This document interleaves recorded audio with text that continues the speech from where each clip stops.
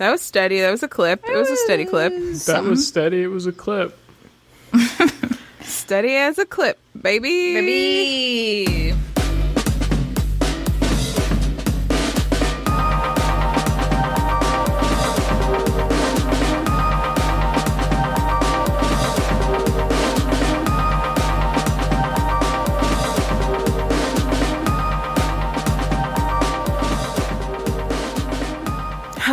Welcome to Way Too Broad. Welcome back to Way Too Broad, a show and tell program for really, really ridiculously excited grown-ups.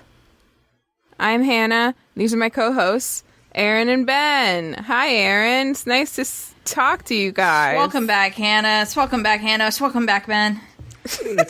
It's rice to see you. It's so good to be seen. It's so good to be Bean. And rice. Like Ben.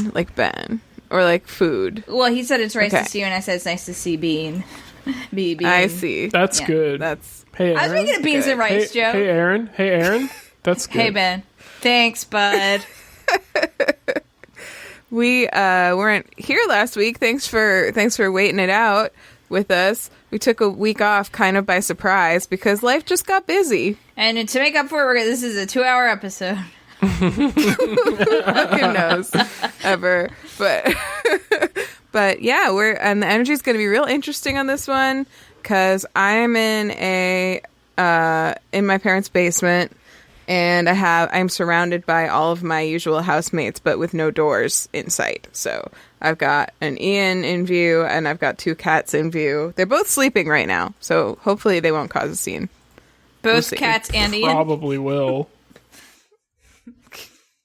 Yeah, I mean, who knows? Do we expect Ian to cause a scene? Well, Ian's the only one that's not sleeping, so far he's got the most potential for causing a scene, but we'll have to see how it goes. Excited. What are we drinking tonight? Erin, what are you drinking? Oh, well, I've got a vanilla bean macaroni tea and an iced water and a lemon lime seltzer and a chocolate protein shake. Wow. So your usual blend of Friday night beverages. Erin, the way you said macaroni, it sounded like you were trying to say macaroni. I have vanilla bean macaroni and these other beverages. Could that be... What if you had vanilla bean macaroni and instead of cheese it was chocolate sauce? Yo, you're onto that something would be here, interesting. Bud. Yeah. One time we were making mac and cheese and the only milk we had was vanilla. It was either vanilla oat milk or vanilla macadamia milk. Oh my god. And we just went ahead and made it with that and it was pretty good. Fucking YOLO. Wasn't bad. Was fascinating. Was not bad. All right. Okie Not doke. bad. Not bad. Hey. Not bad. Could have worse. Baby Ben, what are you drinking? So it's like better than no macaroni. Right. It was a yesi. Right. Yes. Yesi. Correct. Who is this guy? He's been showing up the last few weeks. Oh. That's Boston Baked Ben, is what that is. Yeah, you know. The fucking Patriots again. I feel like this character has season tickets to, whatever game show, but it's like sits in the very back because it's economical. Mm-hmm. Mm-hmm. Mm-hmm. When you say game show, do you mean sport? Sports show. Yeah, sports game. Fuck yes. Sports game. Sports game show. Yeah. Sports game show. Yeah, totally. Because he has as much fun back there as he would in the front row. Yeah. So why waste the money? He complains about the beer getting more expensive over the years and stuff. Yeah. Boston Baked Ben, what are you drinking? Water. Did you forget the name of water? Yep. And I got lychee calpico. Ooh, Ooh, that looks like a treat. Ooh, that looks so refreshing. Oh my. Wait, I don't have the camera up. Let me see. Does it have a crushed ice in it? It has regular ice in it. That's yeah, so can white. you guys hear Henry's running around in the hall? I feel like you can really, it's picking up in the mic. If you hear I heard a little creaky. Yeah, if you're hearing some scurrying, that's Henry. That's Henry. Doing a scurry. Yeah, he's doing a real big scurry. He likes to do that, like, right when I start a meeting or, when I'm recording. Which this is. Yep. Yeah. Yep. Excuse me. That lychee calpico almost looks white enough that you can make macaroni and cheese with it. It is milk-based. Mm-hmm. You should try it. Which Let us really, know. Like, that's what they say. All you need is it to be milk-based. That's right. That's what they always say. The only rule. They're always saying that. I never knew what they were referring Oh my to, gosh. but now it makes sense. Speaking of macaroni and what they say about it, I read a fun fact. So Annie's mac and cheese is the bomb. Okay, do we all agree on that? We love it. Never we had love it. What? Get the fuck out of here, Ben. Really? It's Yeah. really good. But you know about it. Sure. Let's just say I do. I know about it. You've heard of it. Uh-huh. So Annie's mac and cheese. Sure have. Okay. It's like a big, organic brand. It's like a big brand. It's actually the number 2 selling mac and cheese brand in the fucking country, you fucking ding-dong. Anywho. I believe it. I'm really coming in hot. I apologize, man. Coming in hot like a piping pot of mac and cheese. Anyway, Annie of Annie Mac and Cheese is no longer affiliated with the company. She sold it and got rich long ago. I think she sold it to General Mills, whatever. However, Annie of Annie's Mac and Cheese is also the originator of the Smart Food popcorn brand. That delicious, cheesy popcorn. Yeah, she made that cheesy popcorn powder that is now Smart Food and was like, yo, this would be great in mac and cheese. And then, took that powder and, incorporated it into her, mac and cheese. Now famous Annie's Mac and Cheese. Can you believe that? What a great lady. What a freaking angel. Angel on earth. An angel.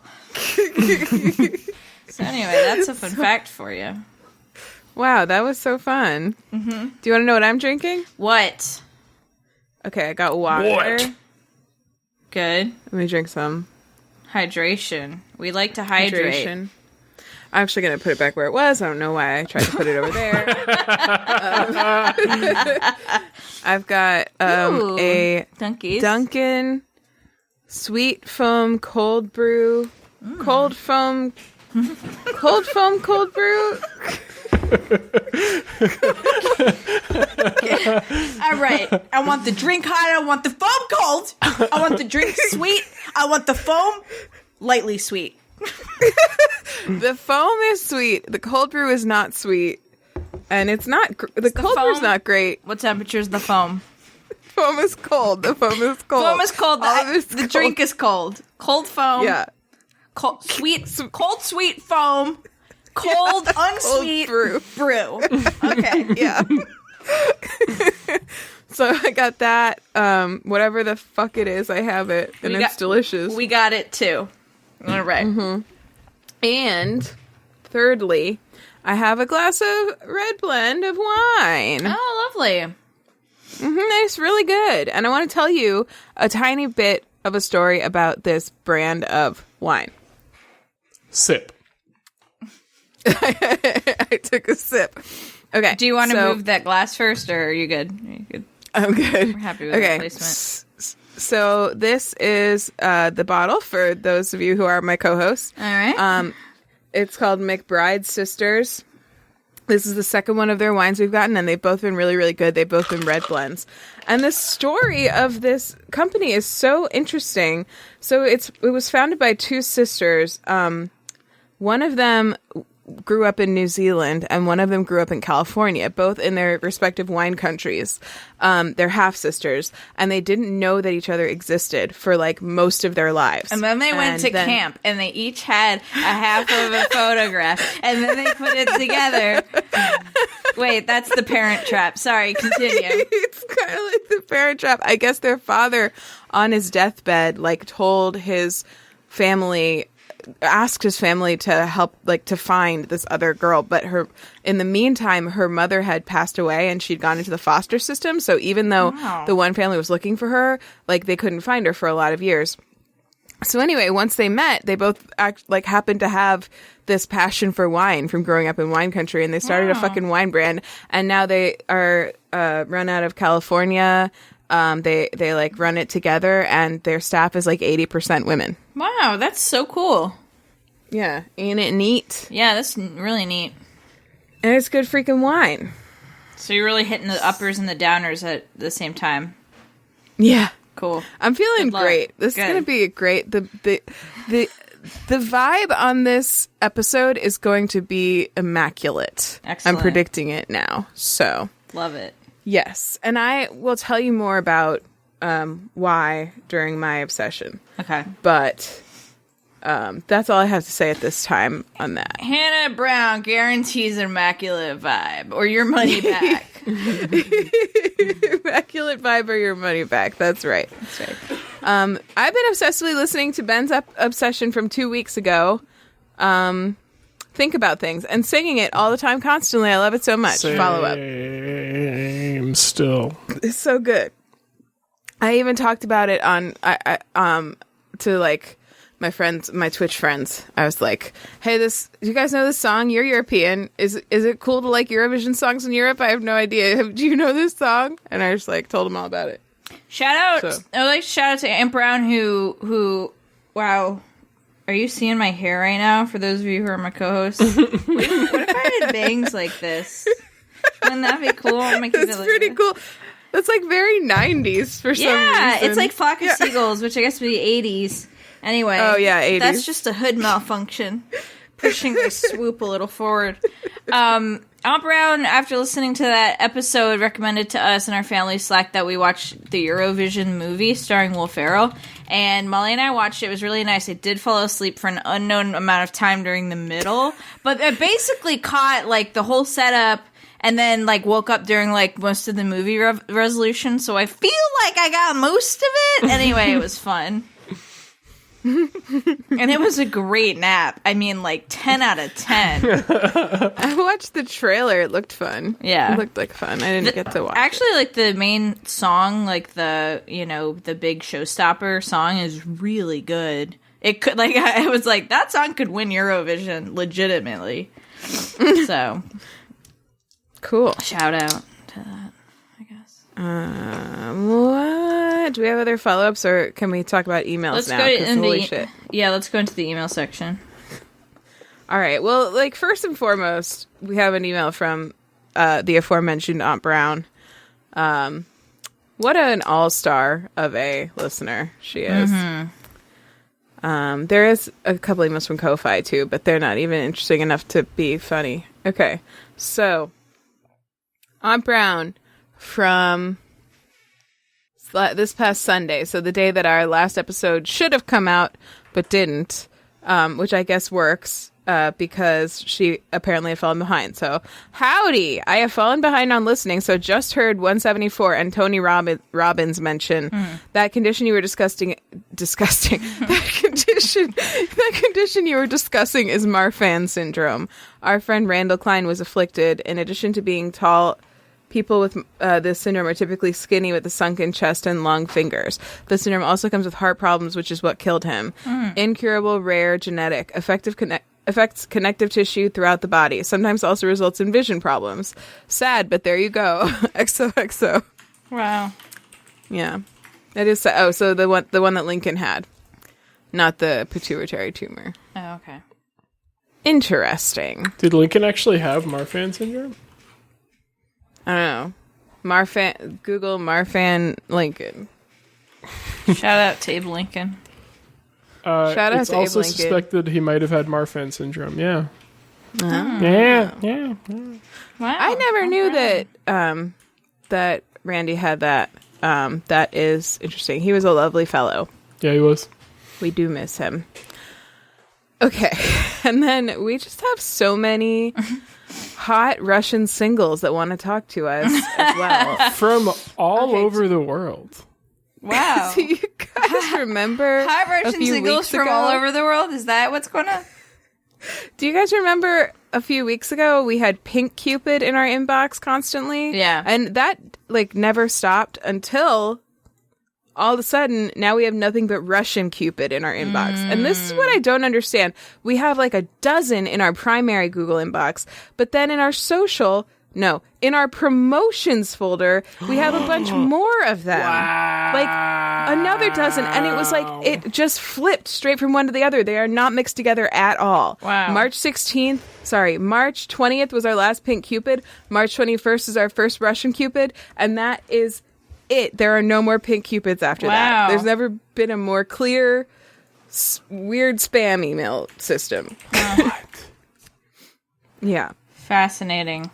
But we have so many matches. Maybe we should just take a look. I'm not going to click anything. Yeah, probably best. John Pierre liked us, though. Yeah, they all liked us, so it feels rude to not, click on all the links in it just to see, just to make sure. Wow, we are popular. But based in Australia for some reason. Yeah, that's unfortunate. Cupid Media, Are Pty, Ltd. They are the same parent company as Pink Cupid. Are we accidentally catfishing these people? Are we liable for these messages? This guy lives in Pittsburgh. What do you have to do to be like eligible for Russian Cupid? Do you have to like? What do you have to do to live in Pittsburgh? Who's supposed to be Russian in this transaction? Is it like just one person, both people? I love that question. What's the law here? Who's supposed to be Russian? So, anyway, if you are looking for us, if you find us on Russian Cupid or Pink Cupid, don't fall in love because we're not on there. Don't. Guard your heart. It's not us. And none of us are single or Russian. Or Russian, yeah. As far as I know, I don't think I'm Russian at all. I don't really think I am. All right, let me see. Let me see. I think that is what I had for upfronts. Yeah, other upfront, and we can cut this out if you don't want to disclose, but 2/3 of us have both vaccination shots. Yeah, baby. So, Hannah, did you have any symptoms from your second shot? Yes, I had let me see. The second day I just had like a super soaker. I just woke up and there was a super soaker next to me. That's fucking rad, man. Hell yeah. Yeah. I had I got the Moderna shot. I'll even disclose that because why not? And tomorrow will be a week since I got my second shot. So the day after, my arm was just like, it was just kind of sore, but it was more sore than it had gotten from the first shot. Mm-hmm. And then like the third day, it was very tender, sore, just like independently hurt without touching it. And it was like red and swollen a little, just at the injection site.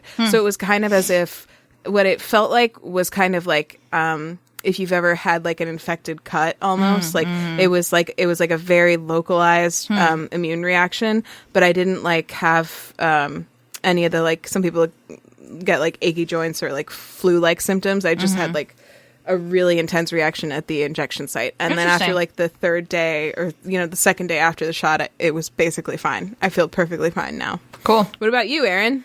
I got, what was interesting? My arm didn't hurt. So I got Pfizer and I got it on Wednesday. And my arm didn't hurt like at all. Like after the first shot, my arm like really hurt the next day. It was like super duper hurty.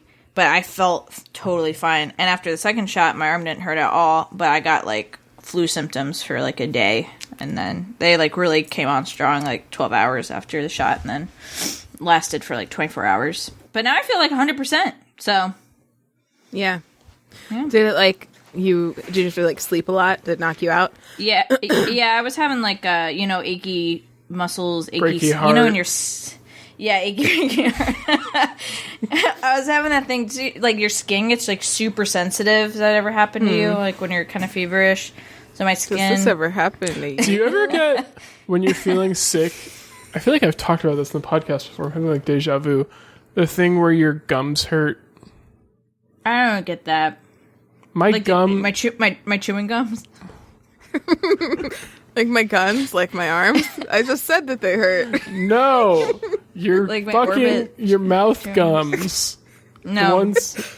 I don't know why, every time I get sick, that's like the worst thing about it for me, is that my gums Really? get really, really sore. That Like has your gums, never, like your erasers, but in England. That has never ever happened to me. I have to say. I thought they I called don't them think rubbers. so. Somebody calls them gums. Rubbers are they galoshes, Condoms. right? We're very confused. Condoms. Very confused about terminology. And I was getting the chills. So What was it that... There's like a common expression that I recently realized means like such a different thing in England. It has to do with pants. my pants 'Cause, are on you know- fire. My hot pants. Is it that pants means underwear? I know pants means underwear, but there's like a common Does it? phrase.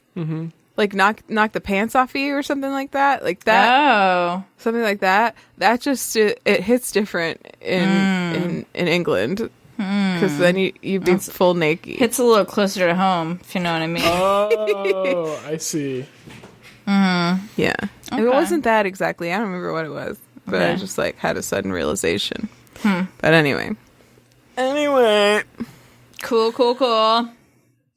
That's all I should we have. pop in? Yes. All right, Erin, you're first. Yo, I've got such an obsession. I was obsessed with this last week, newly, and I've just had a week for it to really percolate and continue to be obsessed with it. Have you both watched Lil Nas X Call Me By Your Name Montero music video? Okay, great. Yes. I was hoping maybe one of you hadn't, so that we could all watch it together. Let's just watch it Can together. we still do that? Yeah. Yes. I am full on, holy shit, obsessed with it. The song, the music video, absolutely the music video. Call Me By Yeah, Your actually, Name. when I said that I had Think About Things stuck in my head ever since the last episode, that was actually a lie, because I had that stuck in my head for like the first week, and then this past week it was just Montero nonstop. Yep, Montero, yep. All right. I have an ad, and then we'll start it at the same time. Oh, I thought you were going to send a It link. didn't come up.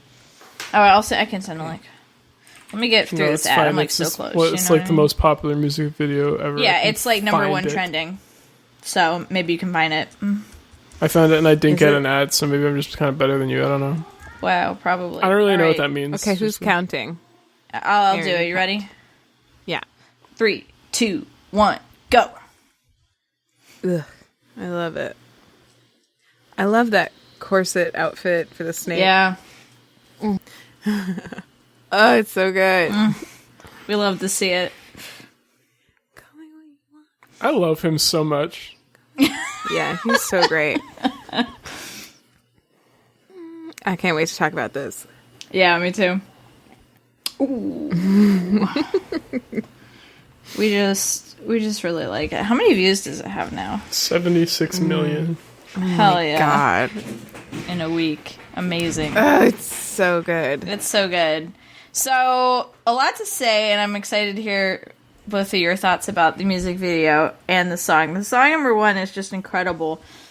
The music video, I think probably the whole world has seen it by now, but, like, I don't know, it's just like an amazing music video, an amazing piece of art. I keep, like, discovering layers to it. The more I think about it, the more I watch it.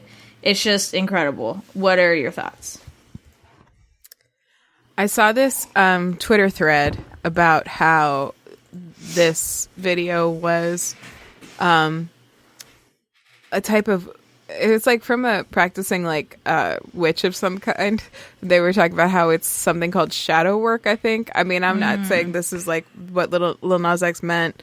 I just said little. I'm like so white. But, like, but like kind of went through step by step. I'll try to find it to put it in the links, but basically kind of like walked through the video step by step, showing like, because Lil Nas X has said some things about how like why he wrote this song, that it was about like falling for like a guy and coming to terms with like being out and stuff, sort of, I think was essentially. And so like how all the imagery in the video kind of like speaks to those themes, and like you know, and the especially the fact that like he plays like every character in it, I think, basically. So it's like all sides of himself that are like fighting with each other and stuff, and it was like really cool. I think that symbolism is so cool. I think like it's been I was thinking as I was watching it this time about how like he came out like years ago at this point, I think, as gay, but he did it in such a subtle way. He literally that, just like retweeted something and said I'm gay or something. He had like a rainbow flag in the background of one of his videos, and then someone noticed it and he was like, yeah, like that's why I put it there, I'm gay. Like that was the whole coming out, and like most of the world didn't notice, and now everyone thinks this was him coming out, which I think is very funny. But it's like really cool to see him grow in his own confidence from that level of like, obviously he's never been to like ashamed to say it, but like to go from that to like this whole video that's like, entirely about his like sexuality, you know, is really, really cool. And like owning his sexuality, I think is really neat. So yeah. I love it. I love the way he's handled every bit of it, all the backlash and everything. I just think it's awesome. Oh my god, the apology video. Yeah. So good. Oh fuck. He's like one of my favorite Twitter follows. Yeah. Same. Yeah, and it's been like, you know, one of his tweets was like, I've been preparing for this launch for like 9 months. You guys can't win. Basically, it's like he, and it just makes me excited for like what he's got in his arsenal of you know, in his bag of tricks for how to combat all the backlash and stuff like that. It's been really fun to watch. But yeah, this music video like has been helping me work through some of my like toxic internalized Christianity in a lot of ways, in a lot of really surprising ways. Like when I first saw the video, the like giving Satan the lap dance like made me really uncomfortable.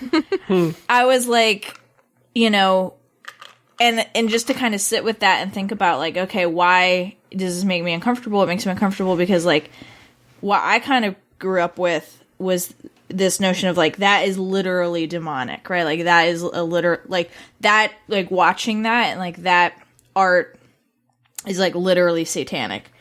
But just like thinking through that, like it's all just imagery, it's all just storytelling, and this storytelling is really compelling.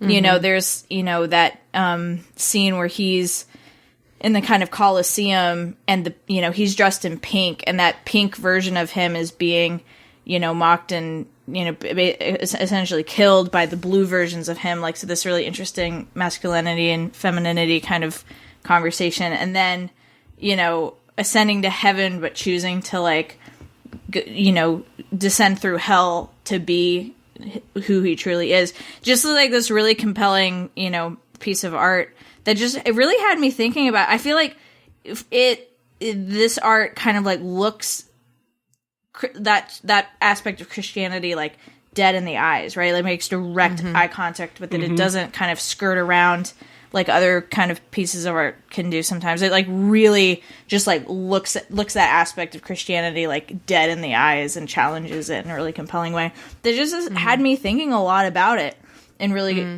cool ways. And and just like what a fun video, what a fun song, what an amazing like. Just like as when he's riding the stripper pole to hell, he's suddenly like tattooed, like fully tattooed. It's just like, it's so good. And every aspect of it is just like so good and so well thought out and just beautiful work of art. Love it. I love him. Yeah. Yeah, I'm assuming you both read the like letter he wrote to himself when he released the song too. Yeah. So nice. I didn't read it. Oh, you didn't? I thought that's what you were talking about before. No, I mean, I think that probably is what the guy in the thread was talking about, but I didn't read the letter. Let me read it. Then read it. Okay, important piece of context that I did not have the first time I read this, made it really confusing. Lil Nas X's first name is Montero. Mm-hmm. Oh, I also didn't know that. Okay, so without that context, this letter sounds really weird, because it starts with, Dear 14-year-old Montero. Okay. It's, you could say, a critical piece It really of is. information. Yeah. I wrote a song with our name in it. It's about a guy I met last summer. I know we promised to never come out publicly. I know we promised to never be that type of gay person. I know we promised to die with the secret. But with this will open doors for many other queer people to simply exist. You see, this is very scary for me. People will be angry. They will say I'm pushing an agenda. But the truth is, I am. The agenda to make people stay the fuck out of other people's lives and stop dictating who they should be. Sending you love from the future. Love, Lil Nas X. Aw. That's beautiful. Yeah. I love that. Yeah. I love it. I love it.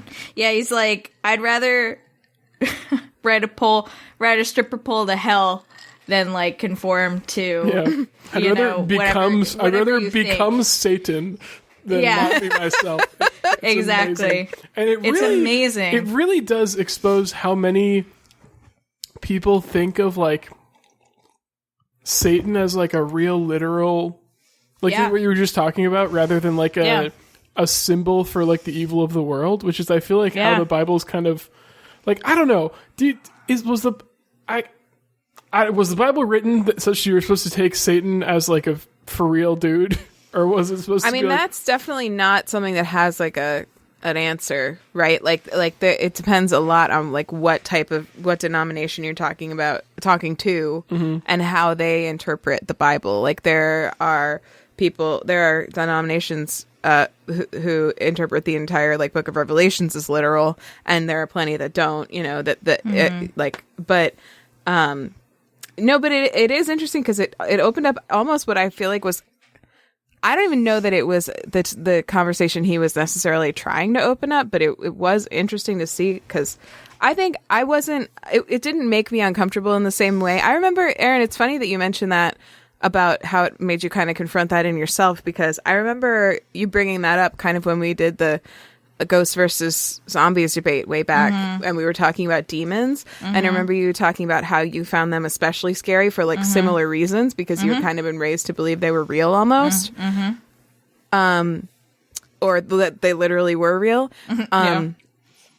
And I think it didn't strike me in the same way as like, it didn't make me uncomfortable the first time I watched this video, but I certainly think it would have, like, not that many years ago. And my first thought was like, oh, this is going to upset a lot of people, which it totally did. But like, it is interesting because it is like there's so many symbols in literature and all types of religious texts and stuff that, like your typical like Christian who believes that Satan is real would like totally agree that those things are obviously symbols, and this is and so like a lot of people were pointing out online that it's like pretty hypocritical and sort of self-centered and Christian-centered to like assume that everyone has to agree with you and believe you that Satan is the only real symbol in literature that you have to believe exists. Right. Which is interesting because like that is, I think there are a lot of Christians that do strongly believe that Satan is real. I think I was one for a very long time in my life, and Erin was too, obviously. Yeah, and it's really interesting. It's like not that I still believed that, but it's like I hadn't really sat down and thought it through, right? Like I hadn't had a reason to sit down and think about, like, deconstruct it about like what kind of opinions that I don't agree with do I still hold, and this really just brought one of those up. Like you feel uncomfortable with that because you feel like that is like literally evil, right? This is like something that's like not you right now with your thinking 33-year-old brain, but like some part of you at one point thought that like this video with, him giving a lap dance to Satan is evil. Is that evil? Would, no. let Satan into your mind or something. Right, Would, yeah. allow you to be open to demonic influence. Well, not even for myself, but like that, him doing that is evil, right? There's something evil about that he's doing, right? Like that is an evil, like, gesture or whatever. And then, I think about it and I'm like, is that evil? No, it's just storytelling, and it's really compelling storytelling. What is evil? What is he demonstrating that is evil? Wielding Christianity to rob people of their humanity is evil. Like, that's evil, right? Like, wielding Christianity to, like, remove healthcare for trans kids, like we see in Arkansas, that's evil. So, like, kind of just, like, really letting me sit with that and think through and deconstruct that. Just, like, really cool. So shout out to Lil Nas X. Thanks, man. Beautiful. Yeah. It's beautiful. Shout out to Lil Nas X. You're doing great. Yeah, he's a so great. Big fan of the podcast. Got a lot of free time. Another one of our huge fans. Yeah. Thank you for listening. Last time I forget who Dolly it was. Parton. Dolly, thanks for listening. I don't know if we talked about Brad Pitt yet, but he's another huge fan, of course. Oh, Brad Pitt. Why was that the first celebrity name that you fucking came up with? Because he DM'd me on Twitter to tell me he was the other day. I don't actually think he's on Twitter. I have a legit shout out to the only person I know of who actually came over to listening to the podcast from my night streaming with Matt at Mighty Pizza Table. Their name is K-Boy. Their name is K. Their username is K-Boy. And they're super fun. They show up to all of our streams, and I really, really enjoy them. And they told me this week they listened to the podcast, and I was really excited. So thank you. Shout out to K. Thank you for listening. Thanks, If K. you still are, no pressure. I appreciate you. Yep. And if you still aren't, then no pressure. Because you won't hear this. No pressure either way. That's almost the least pressure. Yeah. Yeah. It's almost like negative. It's almost like suction. Wow. That's beautiful. Anyway. Yeah. That's art. That's art, Hannah. Well, that's a great obsession. I'm so glad we got a chance to talk about that fucking video. It's so good. And that song. Fucking love it. Ugh. So talented. Call me by your name. Yeah, and a great fucking song to boot. Like, not only like very inspirational and thought-provoking music video, like a fucking slapper. Am I right? Mm-hmm. You are right. And such a he's so fun on Twitter. He can't be beat. You can't beat the guy. He was like giving money away today on Twitter for like, if you shouted yourself listening to Montero, he was like sending people money on Cash App. I think he said that if it got to number one on trending, he would send all of his followers a pair of socks or something. And it like worked. Yeah. He's just like so fun. He's a genius. I just have so much respect for him. And he's so young. Like, I just look so forward to like the type of shit he's going to be doing when he's like, I mean, in his 30s, let alone, his 50s. And he absolutely like manufactured his career from like, I mean, like everything that, like every bit of success, like he's been like absolutely churning on the machine to get his career launched. And it's been highly successful. So just fucking kudos. Also, I would encourage anybody who only knows of these two songs from Lil Nas X, like, you should listen to. He's put out a lot of really other great songs in the really great songs, not really other really other songs. Really other songs, great. Really great other songs. Great other really songs. He's put out really great others. Great songs. He's put out so many songs that are so other to those two. He's great song out other put out. Holiday is so good. Holiday is so good, very catchy. And there was at least a couple more. I don't know if he's put out like a full. I'm not like a loyal listener of like every single thing he puts out, but I've heard a lot. I don't know if he's singles. put out a full other. But he's put out a great song. I actually don't know if he's put out a full album yet. No meme. No meme. No meme. No emo. Is that a phrase? Because it needs to be. Let me search. Little Nas X. His first full-length album is titled Montero, and it's going to be released this summer. Oh, cool. Okay, so it has just been like a series of singles. That's kind of been the and a mixtape in 2018. Awesome. He's good. We hype. We stan Lil Nas X. Yep. In this podcast. Yep. Sweet. This podcast session, Erin. believes the Lil Nas X is and he's got an EP called 7. Ah. Yeah. Cool. He's got an ep. He's got an ep. That's all. Sweet. Should we pop into Ben then? Yes. Yeah, right after I go fill my water. Oh, good. I'm going to pee.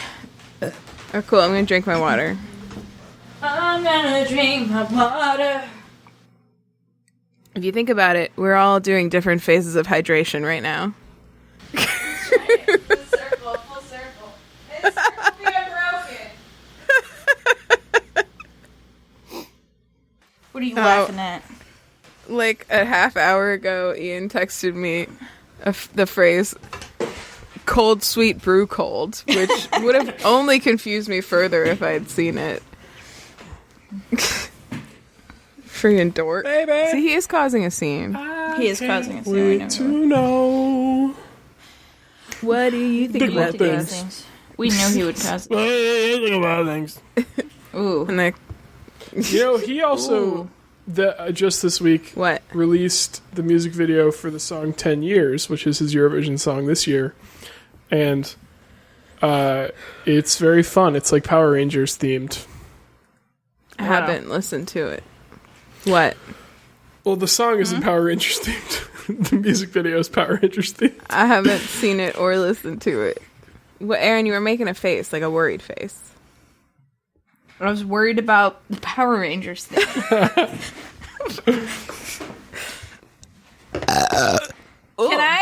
I know it's not up friend time anymore, but I wanted to mention the crazy shipping story of my coffee.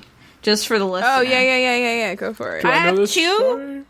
I don't think so. I have two bags of coffee beans that's being shipped from a place that's 15 minutes away from me. Sometimes, like a human being drives it over to my house. But sometimes they send it via USPS. Ben, let me tell you the shipping history of these two bags of coffee. I've been expecting them for quite some time now. They went from Durham to Raleigh, so about half an hour away. They then went from Raleigh to Orlando, Florida. What? And then yes, and then they went from Orlando, Florida to Charlotte, North Carolina. It's about 3 hours away. And then they went to Charlotte, North Carolina, back to Raleigh, the same exact Raleigh place that they went before. And now they're from Raleigh on their way to Durham. What the fuck? Literally, I put this in random in our Slack channel. Isn't that fucking nuts? Like, I'm about to run out of coffee, and I don't have my coffee because it's been on vacation in Florida. Oh my god! Ridiculous. In this pandemic, Unbelievable. What the fuck? Yeah. I put my tracking history screenshot in random so you can behold. That's some wild, wacky Orlando, stuff. Florida! Literally 15 minutes from my house. I cannot stress this enough. I'm sorry for your coffee. Oh my god, I was in a meeting like yesterday, and I was sharing my screen, and then I did the thing that people do sometimes where in order to unshare their screen, they pull up the meeting screen and everyone has to see their own faces. And I really hate it when people do that. So I was trying to apologize for doing that, but I said, sorry about your faces.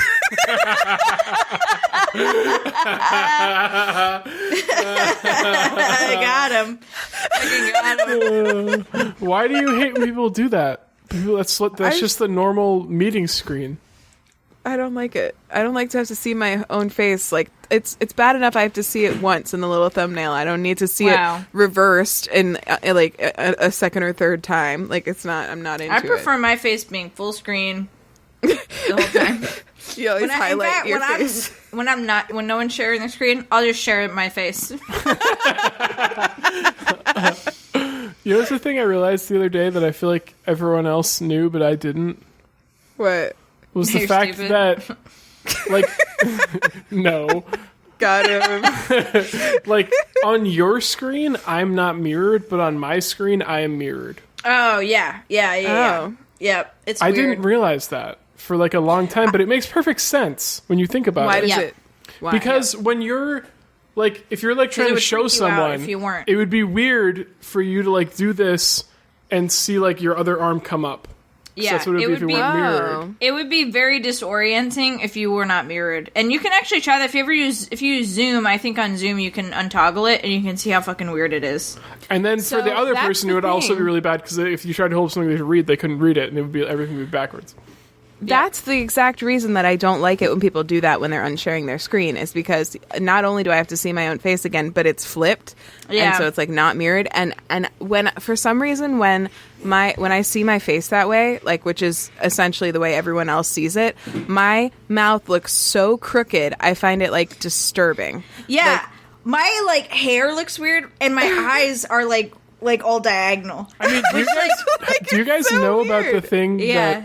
that artists do with either, if you're not a digital artist, like actually holding a mirror up to your art, and if you're a digital artist, you mirror it to, like, because it helps you spot when, like, things look weird that you didn't notice before. Kylie does it all the time. Like in the middle of the Interesting. like if you're drawing like a face, if you mirror it, suddenly like things like the eyes being uneven will become like much more obvious and things like that. Man, that means my eyes are uneven and Hannah does have a crooked mouth. Yeah. It doesn't. It That's what doesn't I mean. mean that. It just means that Hannah, the little things stand out. Your mouth is like the straightest mouth I've ever seen. Erin, your eyes don't look crooked at all to me. They do though. No, they don't. Yes, they do. They're fucking. Yeah, it's really bad. One's like popping the way the fuck out. Man, It's crazy. It's encouraging to me that I don't you even think know what you that mean about by your eyes, crooked. because they don't look like that at all. Like, this one bigger? She's making faces. She's like moving her eyes around. Is this Pointing one at bigger? hold on. No. Isn't this one like kind of bugging out? No, it's not. Okay, No, all not right. at all. Well, thank you for your honesty. You guys are totally like DMing each other like, it is bugging out. I'm JK. All right. All right. Ben, should we hop Ben, into is Ben your now? obsession how you're mirrored on your, but not for everyone else? Was that it? No, that's not my obsession. Dang it. I got a fresh one, Oh. like as of yesterday. It's something I'm getting into. Okay. Is it a pair of pants? Is it a pair of No, pants? it's just trouble. You know me. No, I'm getting into modular synthesizers. Ooh. I don't know what that means. Yo. So, do we all know what a synthesizer is? And Like make a- music. Like It's a keyboard? basically an electric, mini any kind of keyboard? like electronic music instrument. Yeah. And make music but sound like different instrument. It can, yeah, Right. yeah. A modular synthesizer is basically like, imagine you take all of the built-in functions of a synthesizer and you break out all the knobs and like all the little things you can control into a bunch of knobs that you have free control little over knobs. yourself. And then it's modular in the sense that you can add more things to it, like more panels to it that you want. And if you're me, a trained electrical engineer, you can make them, which is the really fun part for me. Is because that's why like I'm almost getting into this as much as an electrical hobby as a musical hobby. Ooh, an electric hobby. Delicious. Yeah. Delicious. Electricity, yum. Zingy. Because, I mean, so I saw, how did I get into this? Let's see. Actually, part of it was watching a lot of Dottie Frere videos. Because he uses a lot of synthesizers and electronic instruments and stuff. And I was like, man, he makes cool sounds. And then I saw this video from a YouTuber named Andrew Huang about modular synthesizers.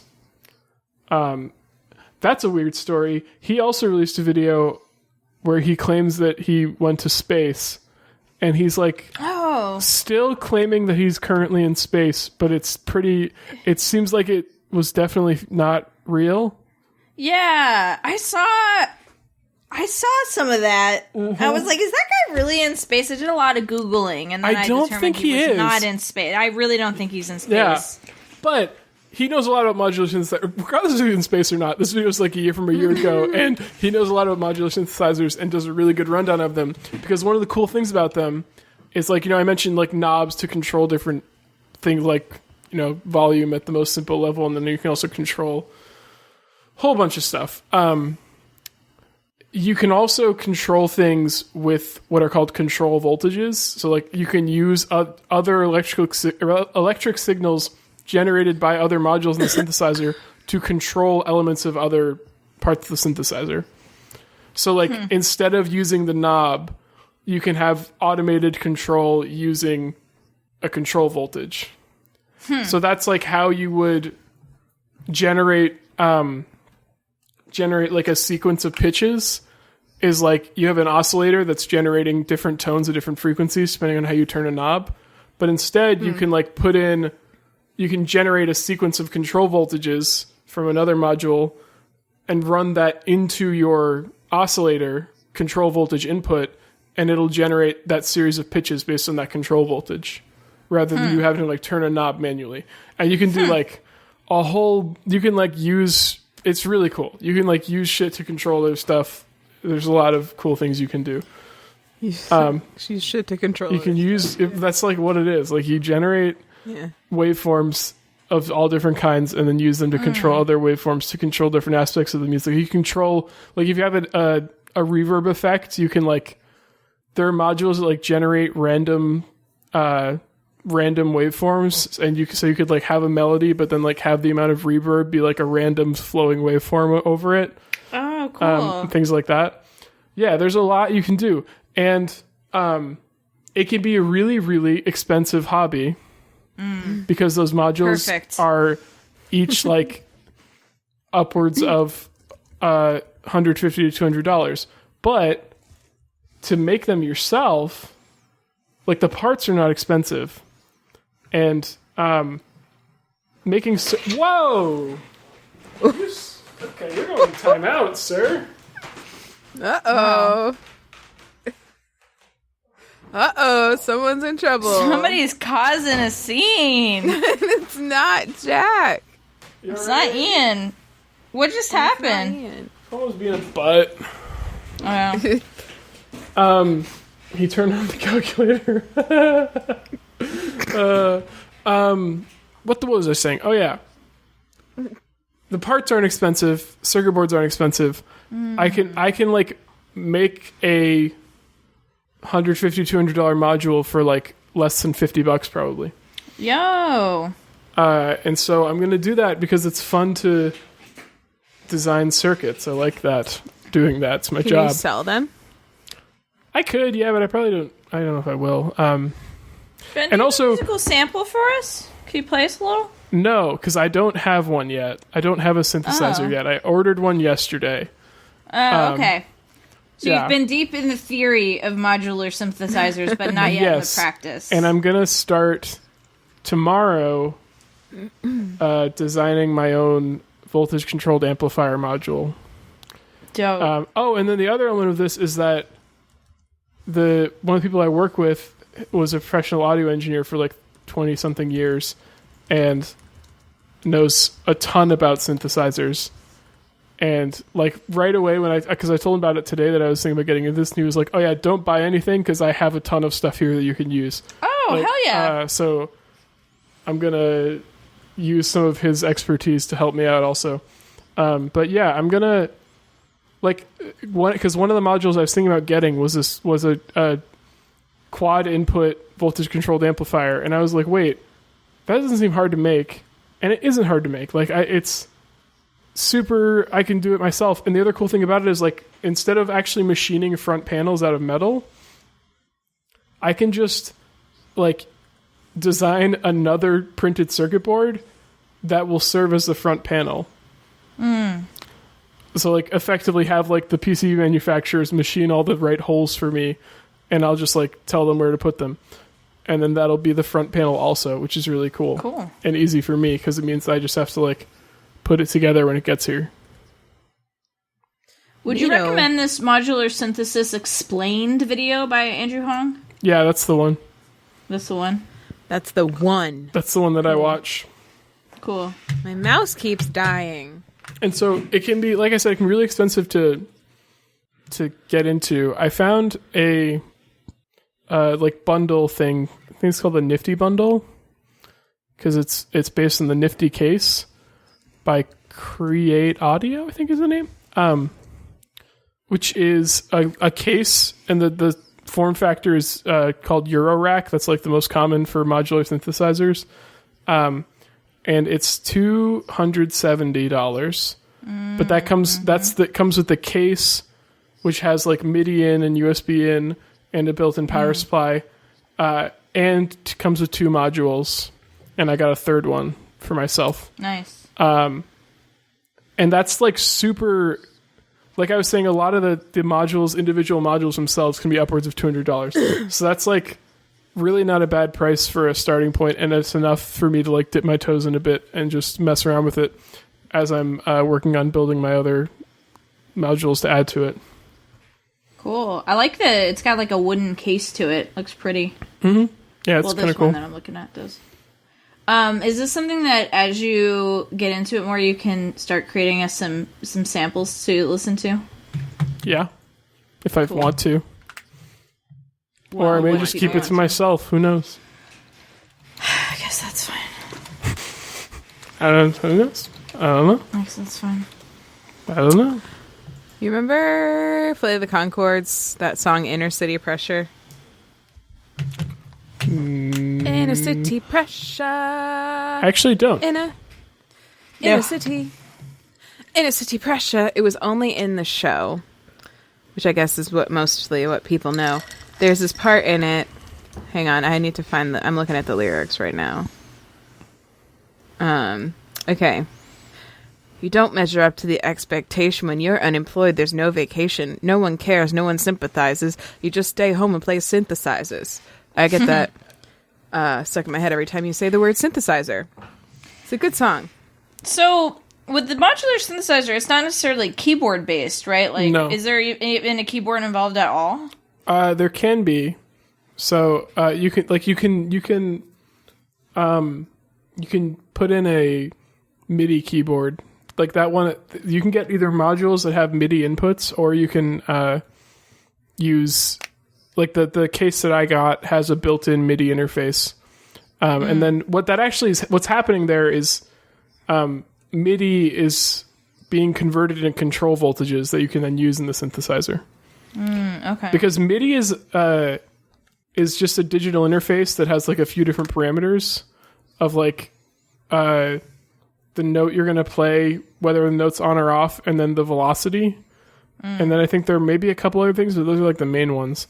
And so like the on or off signal gets converted to what's called a gate signal, which is basically just like a high or low to like turn something on or off.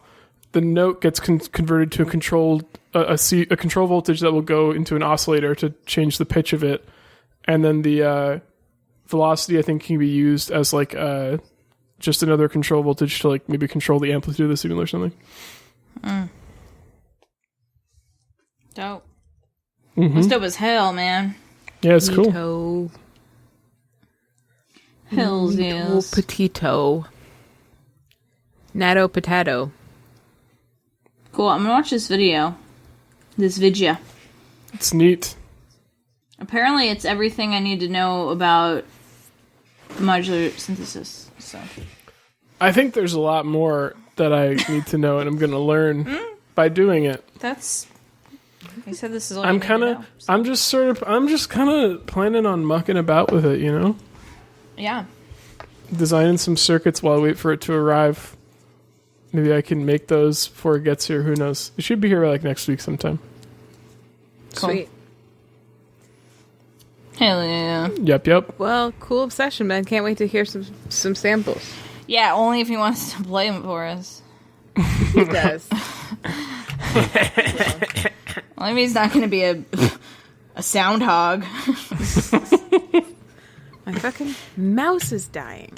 What's going on? More like your mouse is dying. Does that More make sense? like your mouth is dying. What's your It's too obsession? crooked, yeah. Okay. It's really not. It's straight as a line. It's like a straight line. No, it's very crooked, but that It's really not crooked. Is my eye bulging out? No, your eye's not bulging out. Neither is mine. All right, so Maybe this one. my obsession.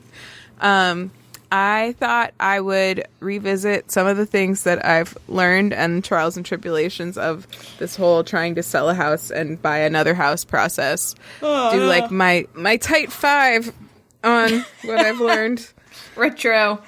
Ugh, God, this chair is so uncomfortable. Okay, so the last time we talked about this on the podcast, I think that Ian and I were in the process of cleaning the house out to like get it ready for showings. This weekend was the weekend, or is the weekend that we're doing the showings in the open house. So the showings were today. The open house is tomorrow as we're recording this. We've now been through like 3 separate rounds of deep cleaning that felt exactly as intensive each time, despite the fact that we were like really intense the last time too. And the first one was when the realtor first came to visit.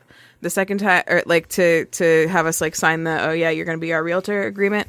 The second time was when they came to do photos at the house, at which point we like moved a bunch of our stuff that we couldn't figure out where it would look, where we could put it to have it look nice in a photo, out into our car and just left it there for like a few hours and then brought it back in.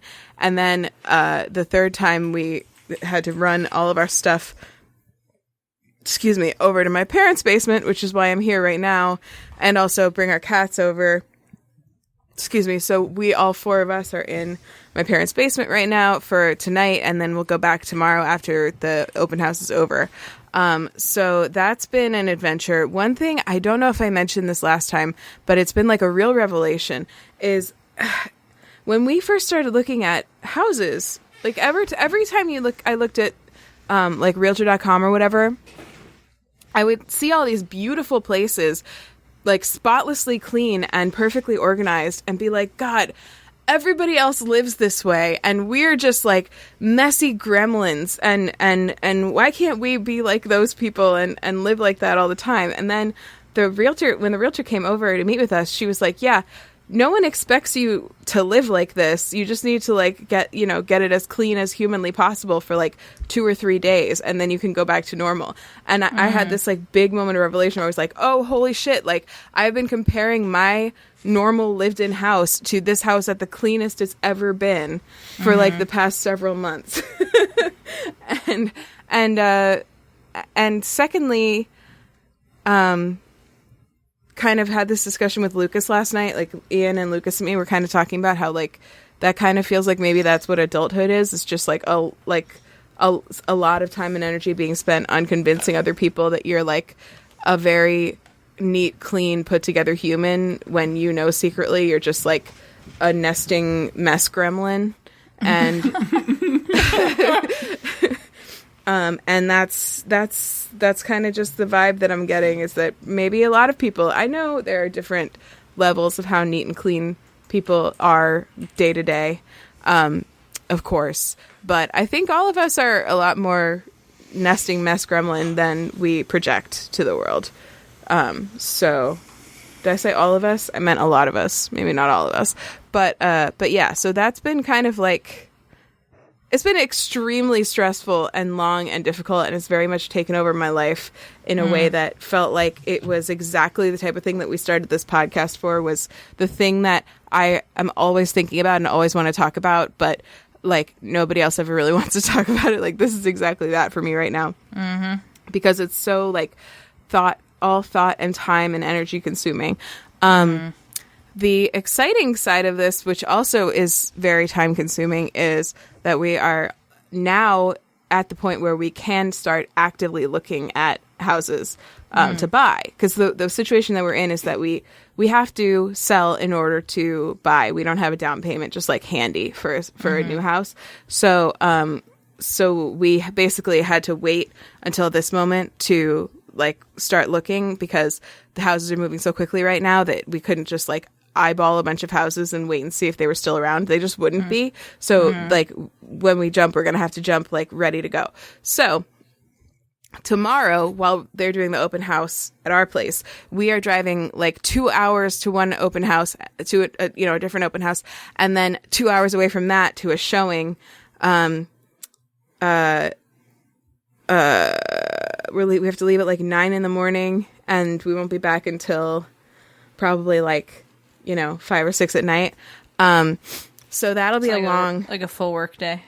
Yeah, it'll be like a 9 to 5 on a Saturday of looking at houses, and it's just 2 houses. But yeah, there's some really exciting, or there's at least one really exciting prospect. Like it's one that our realtor keeps, every time we talk on the phone, she's like, I can't wait for you to see this house. I think you're gonna love it. She hasn't seen it, but she keeps talking about it. Like, she's like, Hannah, I think it's your home. Like, she thinks we're gonna want to like jump on it right away. So we'll see. I can cut this out. I was almost to say you can cut this out, but I'm just remembering I'm editing this week. Have you seen that one you were telling me about that wasn't even on the market? It was kind of, you were going to see it blind. It was like the dad of. Yeah, that one was not good. Oh, okay. What was up with it? It was like too small. The use of space was not great. I mean, it was technically like twice as big as our house, but it felt like the same size. And it was extremely dated, and also like no one had lived there for a while. So, I will say that maybe part of this is because of that, but it was like very damp smelling. And also the complete deal breaker was that, I don't know, 3 minutes after we got there, one of the neighbors came and knocked on the door and then talked the realtor's ear off for the entire time we were looking at the house. Ooh, and no. Talking about was like all the other neighbors. Like, the realtor asked him one simple question about how many people he thought were there full time. And he was like, well, this person is here full time, and this person goes to this on the winter, and this person goes to, and like Ian and I didn't even show our faces to this person. We just like started, just kind of like walked away and started looking at the rest of the house and like looking at the backyard and stuff, and then when we were in the backyard, another fucking next door neighbor like stuck her face out the window and waved at us like all nosy and stuff, and it was just like, nope. These people are way too interested in what's going on at this house. Like, I am not doing You this. would not be able to leave your house. Well, you might be able to, but I wouldn't be able to. Yeah, I would not be able to. So So that was a big fat no. But we did see another house when we were out there that we thought was really interesting. It was like an older house, and the decor was really not our taste at all. Let's just say that. They'd like done everything they could to make the house look as dark as possible and cluttered. Lovely. But it was really well maintained and really fairly priced, and would be like a really potentially a fun project of a house. But we'll see. We're planning on going back out that way, and we're planning on bringing Ian's parents with us because they're fully vaccinated now, or they will be by then. So if it's still on the market, at that point, not the lake house, but the other house, we will probably bring him there to go look at it. Assuming we don't fall in love with this one tomorrow and just cancel all those plans. We'll see. Cool. But yeah, it seems like there's like some decent options. I think we have some advantages, even with the market being the way it is, because we're very flexible on location, and also like Ian and his dad both have a lot of know-how and stuff with like fixing houses and stuff, and what's like a major problem and what's a minor problem in a house, like while we're looking and stuff. So I think we'll be okay. It's just it's a very tenuous time, and also it's just like every bit of it is just exhausting. So we're just so tired all the time. Yeah, and tidying is even... I've been undergoing, like, a small tidy project every day of the weekend. Every weekend is what I'm trying to do. And even just, like, tidying, like, one small section of the house can, like, make me so tired. Mm-hmm. And then so it's I've like thinking a lot about you doing that all the time. Thank you. And then it's like the tidying project will inevitably become a cleaning project that you didn't expect to have, because you move one pile and you find like some dirt underneath, or like an area of the wall that you probably should fill a hole in or something, and or like an onion that's really rotted, and I like that. You inevitably move a pile and find an onion.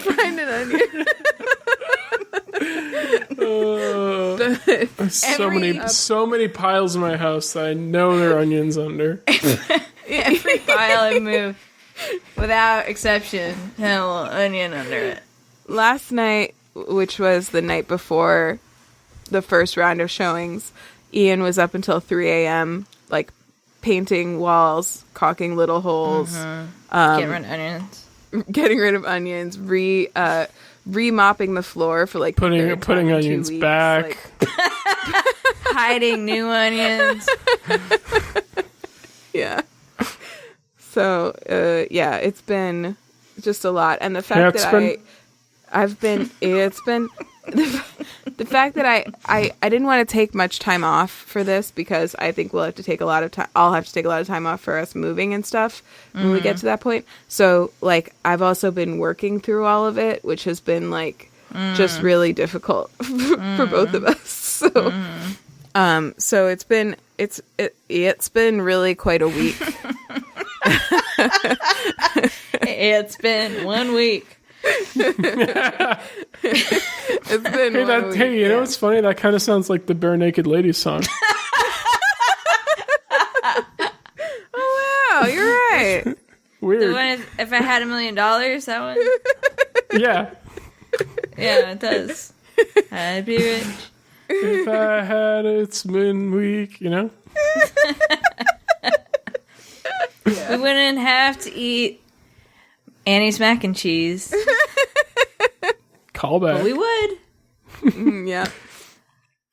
So that's pretty much it. That's been my obsession. Just like we're really in it now. It's gonna be a really interesting. Yeah, it's gonna be. You're actually not. You're not in your house right now. You're in the basement. That's true. You're also not even in really your new not. house. Yeah. You're not. You're actually outside of it entirely. We're really out of it now. Yeah. Yeah, that's right. Yeah, that is true. That is pretty true. Just like my advice would be to really check for onions in the new place. Just like okay, if there aren't any, advice. That's a big red flag. Yeah, you gotta hide your onions.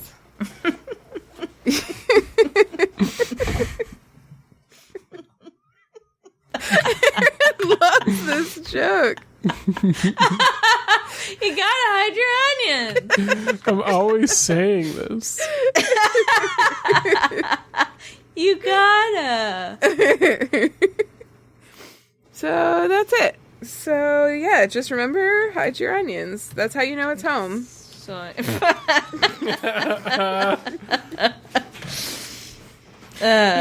you know, there is one other thing I wanted to say, because I was thinking a lot about it today. There always is with you, huh? I think one thing that I've like kind of realized through the process of doing this with our house, we've been there for 6 years. It's the first house that we've ever owned. And we've done a lot with it, despite the fact that it's not very big and the lot is not very big.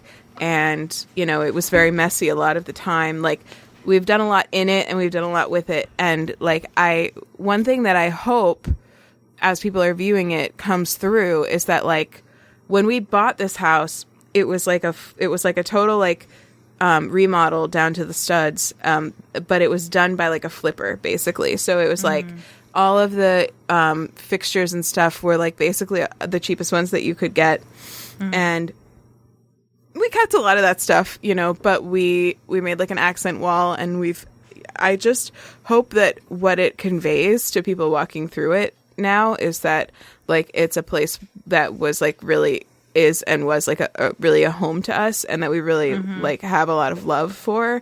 And I hope that like comes across. I know ultimately it probably doesn't make a difference to a lot of people because they're trying to visualize what they would do with the space, not see what we did with it. But like you know, we're really proud of the yard and the work that we did back there to make it more of a like a bigger usable space, and like all the gardening that we have done over the last few years and stuff. And I just hope that like some amount of, I really want the next people that buy it to be people who are going to like get that same sort of use out of it, rather than something like someone who wants to buy it to be like a rental property or something like that, you know, like like a seasonal rental or something. I'd rather it go to someone else who's like, you know, a first time home buyer who is going to just be really happy to have like a little slice of this block to call their home. So that's what I'm hoping for. Did you write, this is a home in like red paint on the wall with the big underline? That would help convey we taped an onion to the wall. That's how they know. That's for the insiders. Yeah. That's how the insiders know. Yeah, that's basically the same as writing "This is a home" in red paint all over the walls. The insiders know. Take an onion, leave an onion. Take an onion, leave an onion. Yeah, we actually swung by the house tonight because we had some packages delivered we had to get, and there were like so many onions just all around the place. That's a good sign. That was great. That was really exciting to see. That's a really good sign. Yeah. So that's it. Should we do homework? Home, sweet Vidalia, home. All right, let's go. That wasn't a very good one. Sorry about that one. I liked it. Thanks. Cool. Erin, what's your homework? Check out the Montero Call Me By Your Name, Little Nas X music video. It's on YouTube. You've probably seen it because it has 79 million views. 1 million of those were me. All right. Also, check out the song. You can find Satan's extended version on Spotify, which is the one to listen to. And that's it. Challenge your own internalized Christianity, okay? Thanks. Baby Ben? What? What's your homework? What is your homework? I'm done with school. I don't have homework anymore. I'm just being a rascal. You know me. Yo, okay, when you were in school, though, you never, like, answered that question with, like, what your actual homework was. That would have been funny! So true. I should have done that once. Really funny! I was in school for so long of this podcast. That's not how you say that. It's not how you say that, though. It's fine. What's my homework? I don't know. Go look up what a modular synthesizer is. Go watch the Andrew Huang video. Because it's interesting. Even if you don't want to get into it yourself, it's an interesting thing to know about because they're cool. Could one of you put a link to that video in Slack for me? Oh, no. Please. No. Oh, I won't. I actually have it handy right now. I thought you might. I won't, so Erin can do it for me. Wow. You walked so Erin could run. Won't.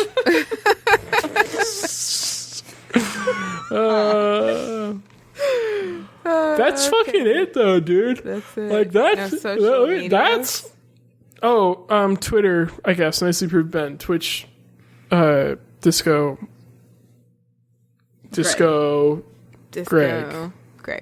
Greg. Disco Greg just won. Correct. Callback.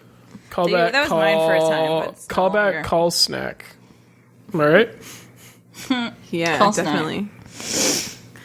Call front. My homework is buy Hannah's house and make it a home. Please, if you want to take an onion, leave an onion. Leave an onion. If you have ever thought about buying a house, maybe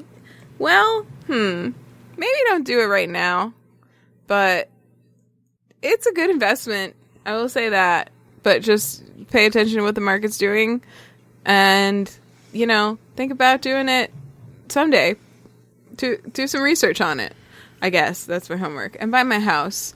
And that homework really lacked conviction.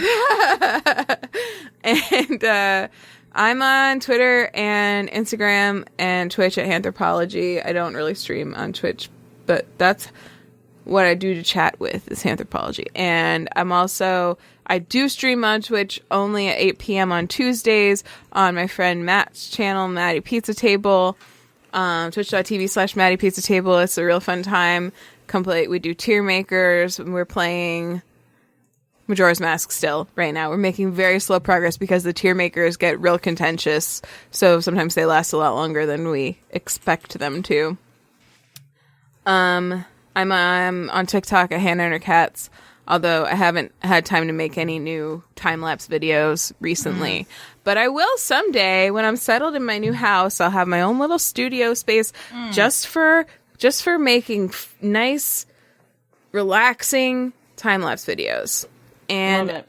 Yeah, and let's see, if you want to contact us on the podcast side, you can call us or text us at our phone number. You can leave a voicemail or send us a text at 774-326-0420. Blaze it. And then dial blaze it. It's a whole new era. We're turning a corner. 180, bitches. We're on Twitter at 2BroadPod. We're on Instagram at Way2Broad. You can email us like Aunt Brown did this week. Shout outs to Aunt Brown, my mommy, at way2broad@gmail.com. If you missed any of that, if you're looking for links to any of the stuff we talked about, or if, for instance, you want to know what we've talked about in the past, maybe, you can find our topic index and all of our episodes and all of our episode descriptions on our website at way2broad.com for anything you want, earnben.com for anything you need, maxfun.org for the nicest thing on the internet. If you had a good time listening to the podcast, you could leave us a review on Apple Podcasts. That would be so nice of you. We would appreciate it so much. And that's it. Oh, I don't have a podcast candle because I'm totally I got one. Oh, sweet. I got one. Let us know about that podcast candle, Erin. It is now extinguished. Oh, bye. Bye. Bye now. Ooh.